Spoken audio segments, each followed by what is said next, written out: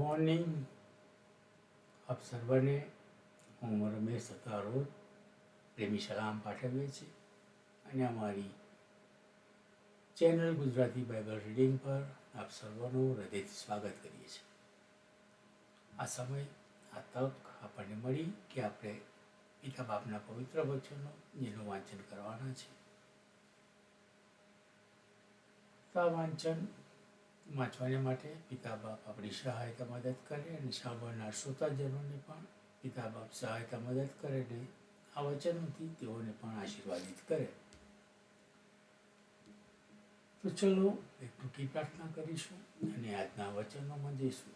જે આજના વચનો આપણે વાંચવાના છે તે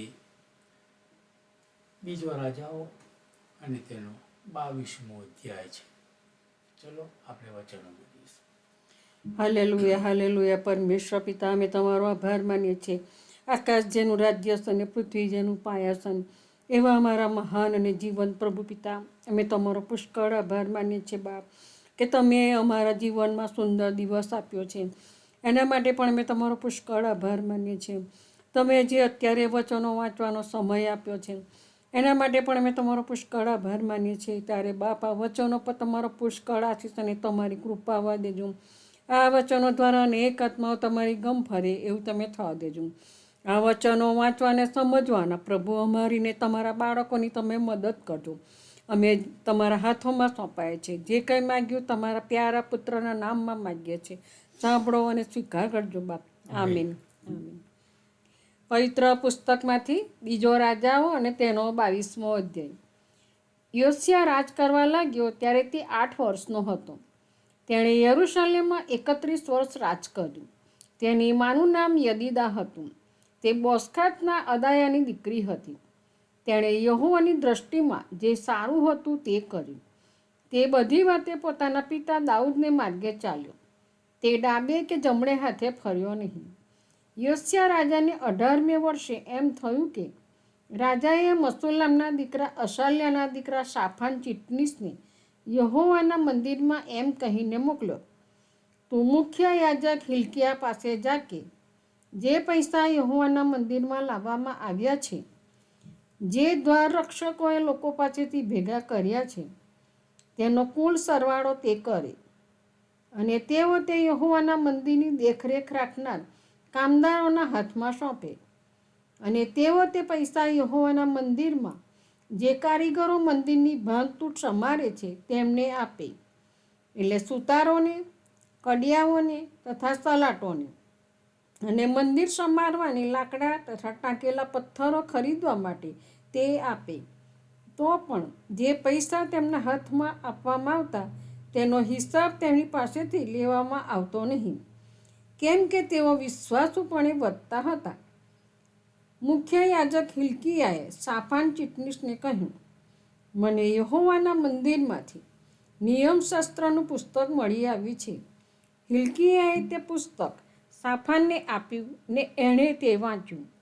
પછી શાફાન ચીટનીસ રાજા પાસે ગયો ને રાજા પાસે પાછી ખબર લાવીને કહ્યું, જે પૈસા મંદિરમાંથી મળ્યા તે લઈને તમારા સેવકોએ યહોવાના મંદિર પર દેખરેખ રાખનાર કામદારોના હાથમાં સોંપ્યા છે।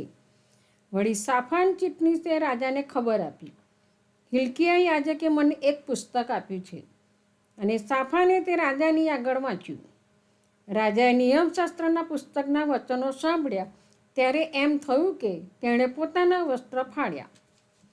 અને રાજાએ હિલ્કિયા યાજકને, શાફાનના દીકરા અહીકામને, મીખાયાના દીકરા આખબોરને, શાફાન ચીટનીસને તથા રાજાના ચાકર અશાયાને આજ્ઞા કરી, તમે જઈને આ મળેલા પુસ્તકમાંના વચનો વિશે મારે માટે, લોકો માટે તથા સર્વ યહૂદિયા માટે યહોવાને પૂછો, કેમ કે આપણા વિશે બધું લખેલું છે તે પ્રમાણે કરવા માટે આ પુસ્તકના વચનને આપણા પિતૃઓએ કાન ધર્યો નથી।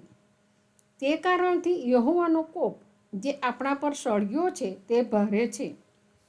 માટે હિલ્કિયા યાજક, અહીકામ, આખબોર, શાફાન તથા અશાયા પોશાક ખાતાના ઉપરી હર્ષના દીકરા તિકવાના દીકરા શાલ્લુમની સ્ત્રી હુલ્દા પ્રબોધિકા પાસે ગયા હવે તે યરૂશાલેમમાં બીજા મહોલ્લામાં રહેતી હતી અને તેઓએ તેની સાથે વાત કરી.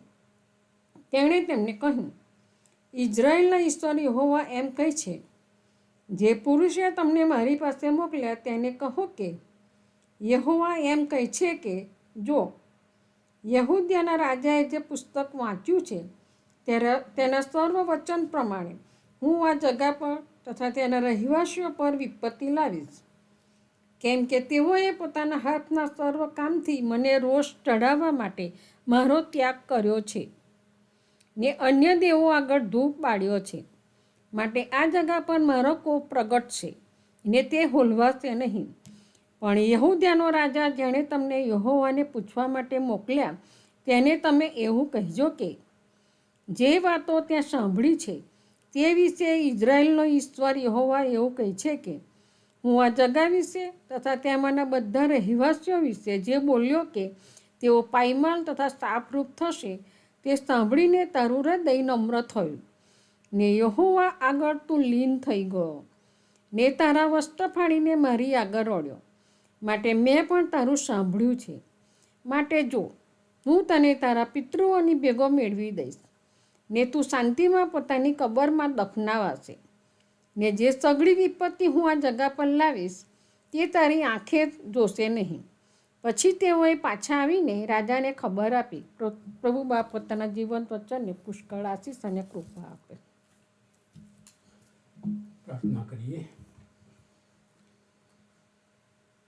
રાજાધિરાજ રાજાઓના રાજા અમારા મહાન પિતા બાપ, આકાશ જેનું રાજ્યાસન છે, પૃથ્વી જેનું પાયાસન છે, સકળ સૃષ્ટિને ઉત્પન્ન કરતા અમારા દેવ, અમે તમારો આભાર ઉપકાર માનીએ છીએ કે મારા જીવનમાં તમે એક આજનો નવો દિવસ આપ્યો અને દિવસને આશીર્વાદિત કીધું અને આ સમય ઘડી તક તમે અમને પૂરા પાડ્યા કે તમારા પવિત્ર વચનો, જીવંત વચનો વાંચવાને માટે તમે અમને આ સમય ઘડી તક અને તમારા પવિત્ર વચનનું પુસ્તક જે બાઇબલ અમને અમારી માતૃભાષામાં મળ્યું તેને માટે અમે તમારો આભાર ઉપકાર માની છે. આ વચનો ઘણા લોકો સુધી ફેલાય અને કોઈ એકાત્મા જીતાય તેને માટે તમારી કૃપા અમે માંગી લઈએ છીએ પિતા. વચનો સાંભળનાર સઘળા શ્રોતાજનોને તમારા આશીષ, તમારી કૃપાથી આશીર્વાદિત કરજો બાપ. તમારા ધન્યવાદ તેઓની ઉપર આવેલી કૃપા પણ તમે થવા દેજો બાપ.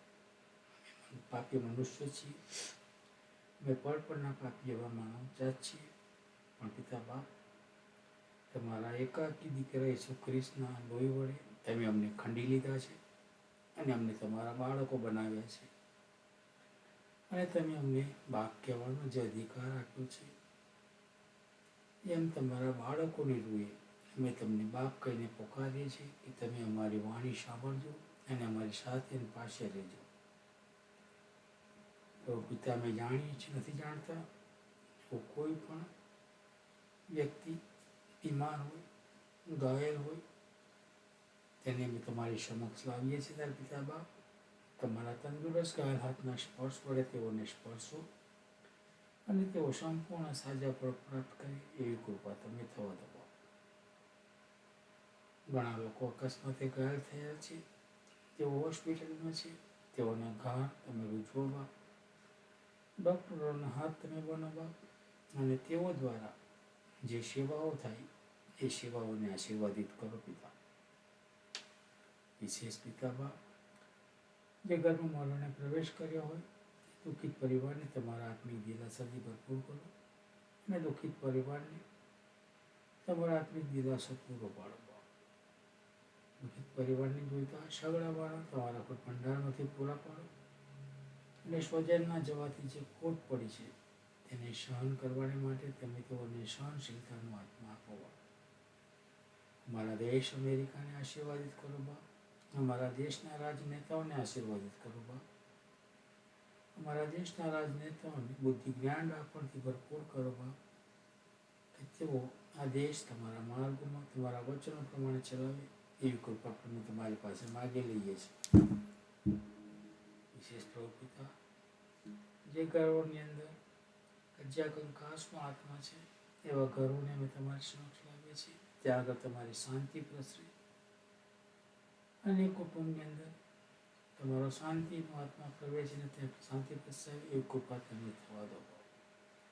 આદિવ્યાધિ રોગોપાતીથી સર્વ લોકોને તમે સાચવો, સંભાળો ને બચાવો. શૈતાનિક બાબતોથી તેઓનું રક્ષણ કરો પિતા બાપ. અને જુવાન દીકરા દીકરીઓ જેઓ યોગ્ય પાત્રોની શોધમાં હોય તેઓને માટે અમે વિનંતી કરીએ કે તેઓને યોગ્ય પાત્ર મળી રહે અને એક નવો કુટુંબ તમારામાં ઉમેરાય તેને માટે પણ અમે તમારી કૃપા માંગી લઈએ છીએ બાપ.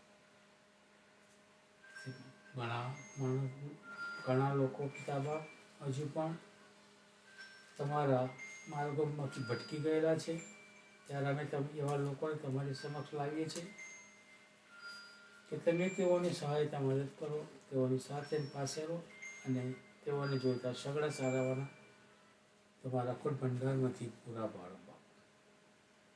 વિશેષ પિતા બાપ, અમે શું માંગીએ?